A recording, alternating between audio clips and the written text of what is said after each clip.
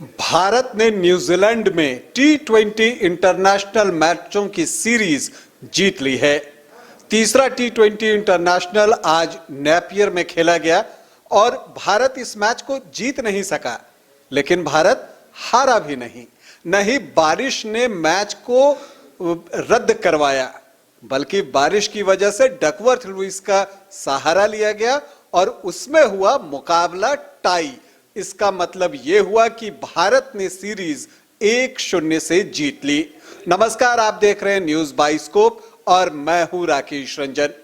भारत और न्यूजीलैंड के बीच McLean park Napier में आज तीसरा टी20 इंटरनेशनल खेला गया। इस मुकाबले में भारतीय टीम न जीती न हारी, बल्कि यह मुकाबला टाई हुआ। और टाई भी कैसे हुआ वो बताऊं, उससे पहले बताऊं कि क्रिकेट में क्यों कहा जाता है कि हर गेंद का महत्व होता है।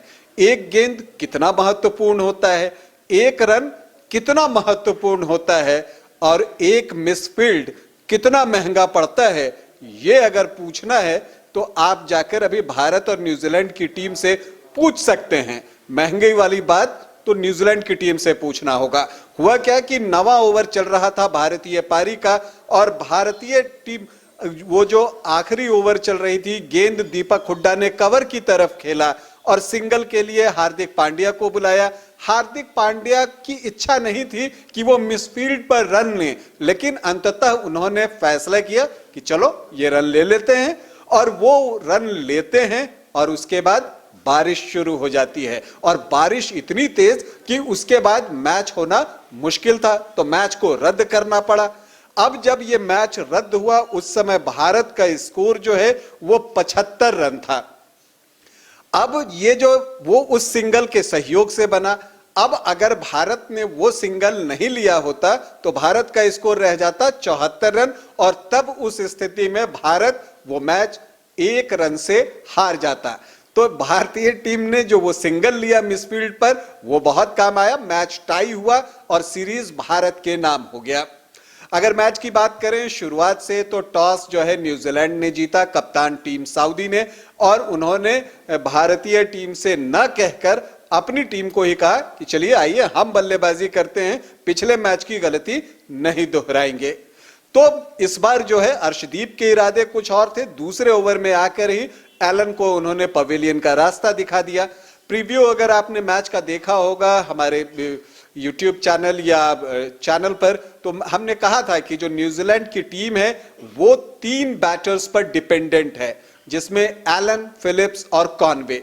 तो एलन तो दूसरे ओवर में वापस लौट गए, लेकिन कॉनवे और फिलिप्स ने पारी को संभाला। चैपमैन के आउट होने के बाद दोनों ने एक अच्छी साझेदारी की, 86 रनों की साझेदारी, और उसकी बदौलत न्यूजीलैंड की टीम एक समय बहुत ही मजबूत स्थिति में पहुंच गई थी। अगर हम बात करें तो 146 रन पर जब चौथे विकेट के रूप में कॉनवे आउट हुए तब भी उनके पास अवसर था कि वो एक अच्छा स्कोर बना सके, लेकिन उसके बाद अर्शदीप लौटते हैं और लगातार 2 गेंदों पर, 19वें ओवर की मैं बात कर रहा हूं, लगातार 2 गेंदों पर 2 विकेट लेते हैं। हैट्रिक नहीं ले पाते, लेकिन हैट्रिक विकेट टीम इंडिया के लिए हो जाती है क्योंकि तीसरी गेंद पर बैटर जो है वो रन आउट होता है। इससे पहले मोहम्मद सिराज ने मिडिल ऑर्डर जो न्यूजीलैंड का था उसकी कमर तोड़ दी और शानदार गेंदबाजी करते हुए 4 विकेट लिए। अर्शदीप ने भी कमाल की गेंदबाजी की और 4 विकेट बटोरे। तो जो 10 विकेट न्यूजीलैंड के गिरे उसमें से 8 विकेट इन्हीं दोनों ने आपस में बांट लिए। 1 विकेट हर्षल पटेल को मिला, आखिरी विकेट, और इसके अलावा 1 बैटर रन आउट हुआ। न्यूजीलैंड ने निर्धारित 20 ओवर में 160 रनों का स्कोर बनाया। हालांकि न्यूजीलैंड की टीम 20 ओवर भी नहीं खेल सकी, और जब आपकी टीम 20 ओवर नहीं खेलती तो उसका नुकसान तो आपको उठाना पड़ता ही है। अगर समझिए कि वो 2 गेंद अगर न्यूजीलैंड की टीम ने अगर खेले होते तो 1 या 2 रन तो कम से कम बनते। अगर वो 1 या 2 रन होते तो ये मैच न्यूजीलैंड जीत सकता था, क्योंकि मुकाबला टाई हुआ है। खैर, वापस भारतीय पारी पर अब लौटते हैं। भारतीय टीम को जीत के लिए 161 रन चाहिए था। ईशान किशन और ऋषभ पंत एक बार फिर से बल्लेबाजी की शुरुआत करने के लिए आए, लेकिन एक बार फिर से दोनों असफल रहे। पहले विकेट के रूप में ईशान किशन आउट हुए, उन्होंने 10 रन बनाए। उसके बाद पंत आउट हुए, उन्होंने 11 रन बनाए और श्रेयस अय्यर आए और गए, मतलब कि गोल्डन डक पहली ही गेंद पर आउट हुए। शॉर्ट गेंद से उनकी जो परेशानी है वो एक बार फिर से सबके सामने दिखी और जैसे ही शॉर्ट गेंद फेंकी गई उस गेंद पर जो है पहली ही गेंद थी और उन्हें सऊदी ने शॉर्ट गेंद फेंकी थी और उस पर वो आउट हो गए। सऊदी एक बार फिर से हैट्रिक पर थे लेकिन इस बार उन्हें हैट्रिक नहीं मिली। उसके बाद आए सूर्य कुमार यादव और उन्होंने पारी को आगे बढ़ाना शुरू किया और पांड्या के साथ, पांड्या थोड़े आक्रामक थे तो सूर्य कुमार भी अपने अंदाज में खेल रहे थे, लेकिन भारतीय पारी को बड़ा झटका तब लगा जबकि टीम का स्कोर